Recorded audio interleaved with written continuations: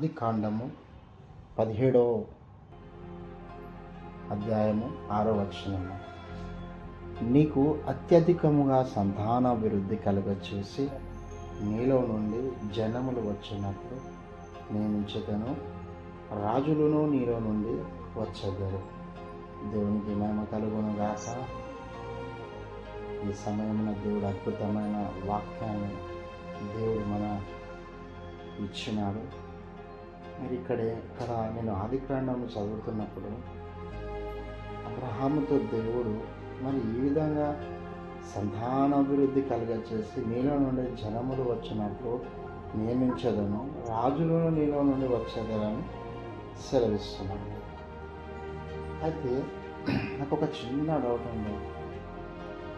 ఎందుకంటే మరి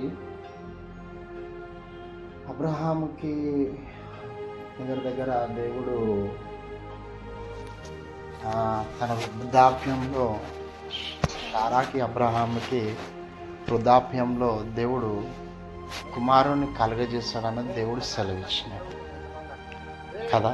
ఇక్కడేమో ముందే 17వ అధ్యాయంలో 6వ వచనంలో నీకు అత్యధికముగా సంతానాభివృద్ధి కలుగజేస్తానని దేవుడు మాట్లాడాడు. అయితే శారా అబ్రహాం ఇద్దరు భార్యాభర్తలే కదా. మరి భార్యాభర్తలైన వీరు నేను ఆలోచిస్తున్నా, మీరెప్పుడు దేవుడు మన పట్ల అత్యధికమైన సంతాన అభివృద్ధి కలుగజేస్తాడని అన్నాడు అని అబ్రహాము శారాతోని ఎప్పుడన్నా వారిద్దరు ఇరుగురు ఉన్నప్పుడు ఎప్పుడు మాట్లాడుకోలేరా అని నాకు ఒక సందేహం. ఎందుకంటే ఈ మాట నేను ఎందుకు చెప్తున్నానంటే, దేవుడేమో ఇక్కడ అత్యధికముగా సంతానాభివృద్ధి కలుగజేస్తారని దేవుడు మాట్లాడిన తర్వాత మరి శారా అనుకుంటుందంట దేవుడు తన వృద్ధాప్యంలో ఉన్నప్పుడు, మరి ఆమె పిల్లలనే కనని పరిస్థితిలో ఉన్నప్పుడు, మరి అబ్రహాము కూడా తన ఏజ్ అంతా అయిపోయి దాని తర్వాత తను కూడా కనను పరిస్థితిలో ఉన్నప్పుడు మరి శారా అనుకుంటుందంట ఏమని తెలుసా, ఇక్కడ అదే 17లో 12లో రాసి ఉంది, 17వ అధ్యాయంలో 12లో రాసి ఉంది. శారా ఈ విధంగా అనుకుంటా అంట, శారా నేను బలము ఊడిన దాననైనా తర్వాత నాకు సుఖము కలుగునా, నా యజమానుడు వృద్ధుడై ఉన్నాడు కదా అని తనలో తాను నవ్వుకున్నదంట. ఒక వాక్యము నాకు ఎందుకో ఏమనిపించింది అంటే, ఇక్కడ దేవాది దేవుడే మీకు అత్యధికమైన సంతాన అభివృద్ధి కలుగజేసి మీలో నుండి నేను రాజులను, దాని తర్వాత మీలో నుంచి మంచి సంతాన అభివృద్ధిని కలుగజేస్తాడని దేవుడు సెలవిచ్చినప్పుడు, మరి ఏ రోజు అబ్రహాము శారా వీళ్ళిద్దరూ అనుకోలేరా నాకు అనిపిస్తుంది. ఎందుకంటే దేవుడు అంత మంచి మాట ఇచ్చినప్పుడు వాళ్ళిద్దరు ఆలోచన చేయలేరా దాని మీద అనిపిస్తుంది. మరి ఆలోచన చేసినట్లయితే ఒకవేళ శారా ఈ యొక్క 12వ వచనంలో నాకు బలము లేదు కదా, నేను బలము నాకు బలము పోయింది కదా, నేను పిల్లలను వల్లగా అంటనా, మరి నాకు సుఖము కలుగునా అని ఇలాంటి ఒక మాట అక్కడ అన్నదన్నమాట. మరి అదే అధ్యాయంలో మనము 14వ వచనంలో చూసినట్లయితే దేవుడు ఏమంటున్నాడు, యెహోవాకు అసాధ్యమైనది ఏదైనా ఉన్నదా? నిజమే. నీ బలము ఒకవేళ తగ్గిపోయినట్లయితే, నీ బలము ఒకవేళ చల్లార్చబడిపోయినట్లయితే, నీ జీవితంలో మనిషి జీవితంలో దేవుడు బలాభివృద్ధి కలిగజేసే దేవుడు.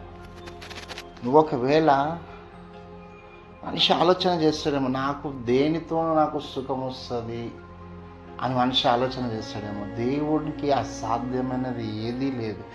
దేవుని పట్ల నీకు సుఖాన్ని, దేవుడు నీకు సుఖాన్ని ఇయ్యాలని అనుకున్నట్లయితే దేవుడు నీకు సుఖాన్ని కలుగజేస్తాడు. మరి ఆ సుఖాన్ని, ఆ బలాన్ని మరి దేవుడు ఈ సంతాన అభివృద్ధిని చేశాన్న దేవుడు శారా ఆ మాటలు విని తన జీవితంలో నవ్వుకున్నదంట. ఏం చేసింది? నవ్వుకున్నదంట కదా. అబ్రహాముతో దేవుడు ఏ విధంగా ఉన్నాడు తెలుసా? అబ్రహాముతో దేవుడు అబ్రహాముతో పాటే ఉన్నట్లు జీవితం ఉంటుంది అబ్రహాముది. మరంత మాట్లాడిన వ్యక్తి, అబ్రహాముతో అంత ముచ్చటించిన వ్యక్తి మన చాలా జీవితంలో వృద్ధాప్యంలో ఉండి ఆమె పిల్లలు పుట్టడానికి అవకాశం లేని తను మరి తన జీవితంలో మరి తను నవ్వుకున్నదంట. నిజమే, యెహోవాకు ఏదైనా అసాధ్యమైన ఏదైనా ఉన్నదా? నా మట్టుకు నేను అనుకుంటున్నా, నా దేవునికి ఏది కూడా అసాధ్యమైనది లేదు. ఎందుకంటే నా దేవునికి సమస్తం సాధ్యం. ఎందుకు ఈ విషయాన్ని చెప్తున్నానంటే,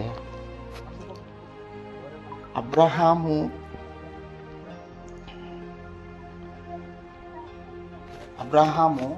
దేవుని విషయంలో దేవునికి సరెండర్ అయిపోయాడు అబ్రహాము.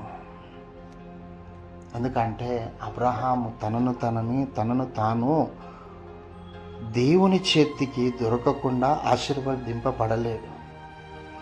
దేవుని చేతికి తను ఒంటరిగా దొరికినప్పుడే ఆశీర్వదించబడిండు. నిజమే ప్రియ సహోదరి సహోదరుడా, అబ్రహాము తన జీవితంలో దేవునికి ప్రత్యేకమైన స్థానమునిచ్చి తన జీవితంలో దేవుడు అంటే నేనంటే దేవుడే అన్నటి పరిస్థితిని తెచ్చుకున్నాడు. కాబట్టి అబ్రహాము దేవుని విషయంలో ఆశీర్వదింపబడినాడు. ఏ విధంగా ఆశీర్వదింపబడినాడు? నీ సంతానాన్ని నేను చూడుము, నీ సంతానమును నేను ఇసుక రేణుల వలె ఆకాశ నక్షత్రముల వలె చేస్తానని దేవుడు ఏం చేసిండు? అట్లా చేస్తానన్న దేవుడు మాట ఇచ్చిండు దేవుడు కదా. ఆ విధంగా ఎప్పుడు దేవుని విషయంలో అబ్రహాము ఆశీర్వదింపబడిందంటే, అబ్రహామును దేవుని చేతికి ఒంటరిగా చిక్కినప్పుడే దేవుని చేతిలో ఆయన ఆశీర్వదించబడిన. నిజమే, చూడండి, మోషే కూడా అండి ఐగుప్తులో ఇజ్రాయేలులకు వెంటనే దేవుడు నాయకునిగా నియమించలేదు. మోషే జీవితంలో కూడా ఆయన నాయకునిగా నియమించని బడని రోజులలో అరణ్య మార్గంలో తిరిగి దేవుని ప్రత్యక్షత కొరకు వేచి చూసి దాని తర్వాతనే మోషే కూడా ఒంటరిగా దేవునికి దొరికిండు. కాబట్టి దేవుడు అతని నాయకునిగా నియమించాడు. నిజమే, అకస్మాత్తుగా నీవు నీ జీవితంలో ఒంటరిగా చేయబడుతున్నావంటే, ఒంటరిగా ఉంటున్నావని ఒక ఆలోచన చేస్తే అది నీకు ఏమైతే తెలుసా? దేవుని యొక్క శిక్ష అని ఆలోచన చేయకూడదు. అవును, నిజమే. హల్లెలూయా, హల్లెలూయా. నిజమే, నీ జీవితంలో ఒంటరిగా అవుతున్న నీవు